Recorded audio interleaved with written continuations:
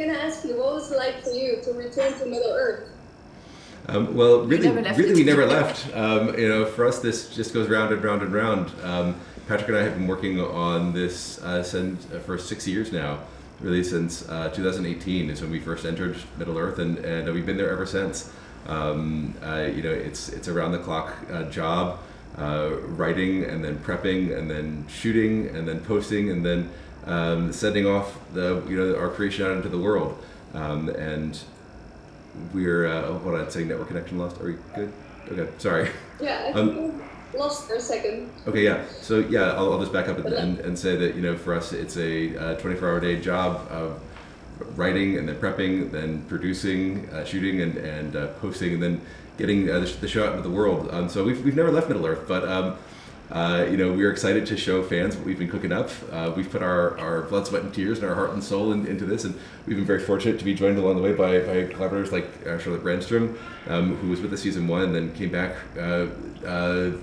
crazily enough for season 2. She wasn't scared away by the you know, momentous task of season 1, but we were very lucky to have her for season 2 also.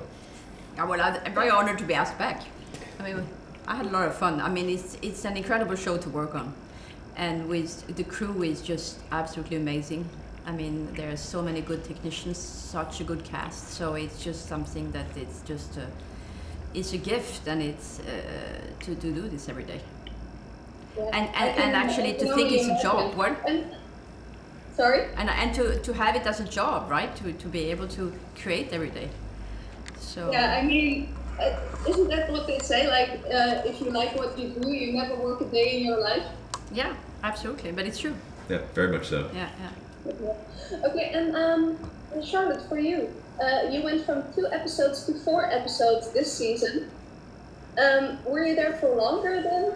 Yeah, I was second season. I mean, first season took me 7 months. I was in New Zealand, and second season I was there in London for a year. But it's a lot of work. I mean, it's very long days. You obviously you prepare, but then you actually shoot and you do your post-production throughout. So it never ends. I mean, you're always there. Yeah. So, but like you said, everybody wants to be in Middle Earth all the time. I just feel like so fortunate to do what I'm doing, so I never question it.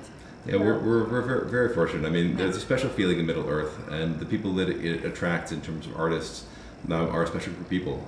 You know, we get to work with some of the best artists in the entire world. You know, John Howe in terms of concept art, Jason Smith in terms of the VFX, Christian Milstead with production design, and Charlotte, and then Senna and Luis, our other 2 directors this season.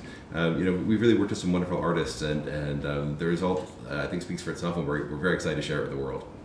Yeah, and of course you left us hanging with the reveal of Sauron, which was, I know, amazing. Like I said, for 2 years, where we're like, okay, we need the next part. What makes Sauron so interesting? Why are we so attracted to this antagonist?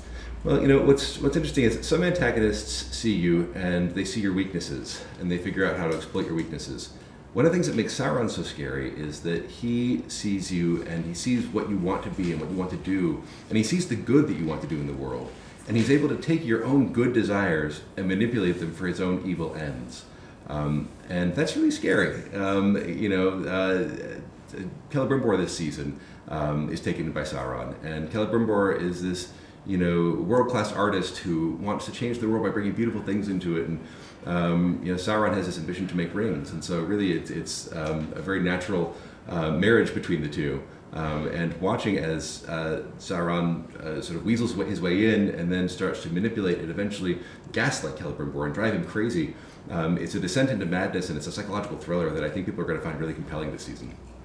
Yeah, I really can't wait. And of course, it's based on well, there's a lot of story that you were able to fill in the gaps, of course, because it's a story. We have the Silmarillion, but we have the appendixes, of course, but the rest is you and the Tolkien estate. Can I ask, how does that go back and forth?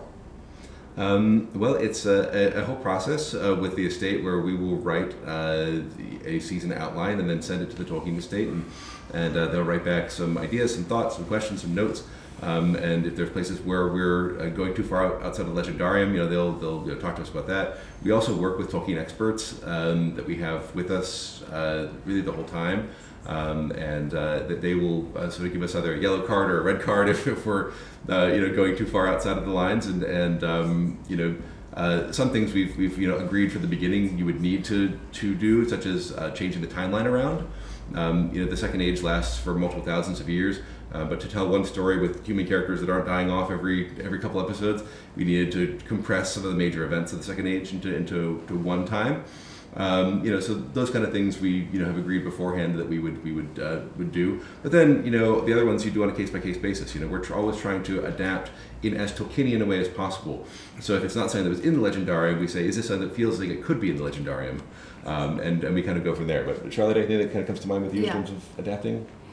No, I get these scripts from the showrunners, so they have gone through a lot of work already, and I need just to make it look right as much as possible. And we do have experts with us, and I do ask for advice. And then we have Jason Smith, our VFX supervisor, who also is very cunning about it, who knows a lot about it. And our dialogue coach, Leith. Oh, Leith is wonderful. Yeah, Leith she'll make sure you're trilling the exact right R in the exact right way and getting all the right vowels.